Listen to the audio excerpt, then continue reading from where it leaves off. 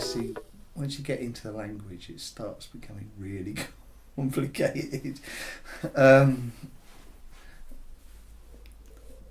To make Mantle the Expert work, even roughly, even if it was just like a rough and ready sort of thing, you have to be able to at least work at talking to the students as if they're adults.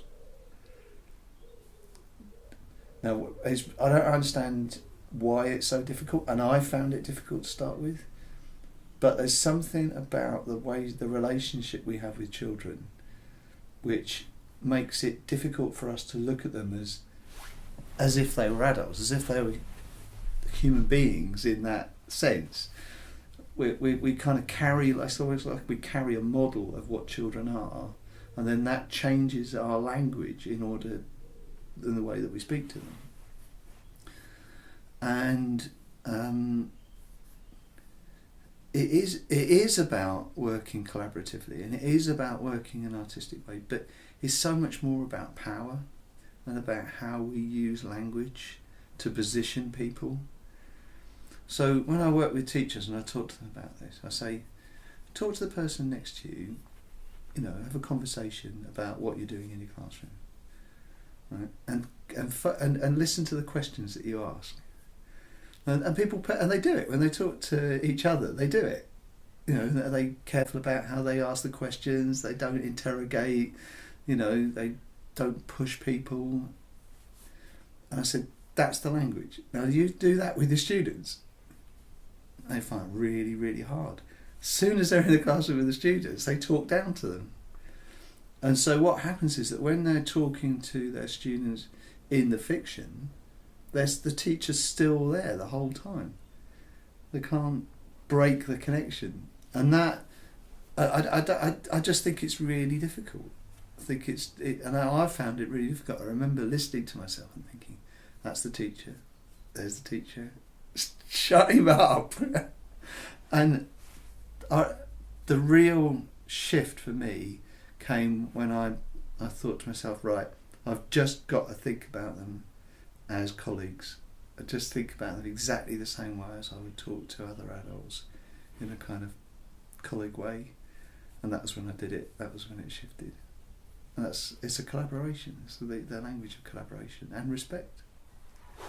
I brought some bricks just in case we need to rebuild something. We also need some bricks. Can I just be clear, everybody, about the bricks? That we've got to be using the right kind of bricks and cement, because the stone on the castle is very old, so we're going to have to be using the stone from that time in history. So, I don't know where to get that from. We needed to make a new thing. I still have some bricks. Okay, all right. So you'll be able to do that, will you? We need some lunch. Sit down, please. I got loads. I'm rushing back. I can't see it. Okay, here we go. Here's the next bit in the story. This next bit in the story is where the builders talk to the man who owns the castle. So this is your chance to ask him a question. Right, when I sit on this chair, I'm going to be the man who owns this ruined castle. And this is the next meeting of the team who have had a chance to go around, have a look, take photographs, and then you're going to be telling him what you found out about the castle. Are you ready for this? So when I sit on the chair, I'm going to be the owner of the castle, and you're going to be the builders. Ready? Right then. So you've had a chance to have a look at my castle, is that right? Yeah. Okay. Who'd like to start by telling me? Yeah. Yes. The drawbridge. Yeah. Because it looked like damaged. Because if you can't do the drawbridge, you can't get in except everything else. That way. So you're thinking that the drawbridge would be the first thing to repair, is that right? Has everybody agreed with that? Yeah. The drawbridge. Yeah? When we're in the fiction, when we're working in the fiction, depending on my role, because that's the other thing, is that you can play with the role. But if I'm working in a collaborative way, then it's us. It's how are we gonna do this. So what ideas have you got? Let me listen to your ideas and see what you're thinking. Okay, so if I understand this right, now all of that language is the language of respect and mutual collaborative working. But it's not the language of the classroom. The language of the classroom is always, I know best, I know more than you do, and I'm asking you questions in order to hear whether you've got what I've got in my head. That's the language of the classroom, but it's not the language of genuine collaboration, and that's what's demanded in Mantle the Expert. And I think that's the hardest thing for people to get. Certainly the hardest thing for me to get. Took me a long time to get that. Jenny has got a suggestion, and I wonder if you'd listen to it and see whether this is something because we can decide where we take the story now.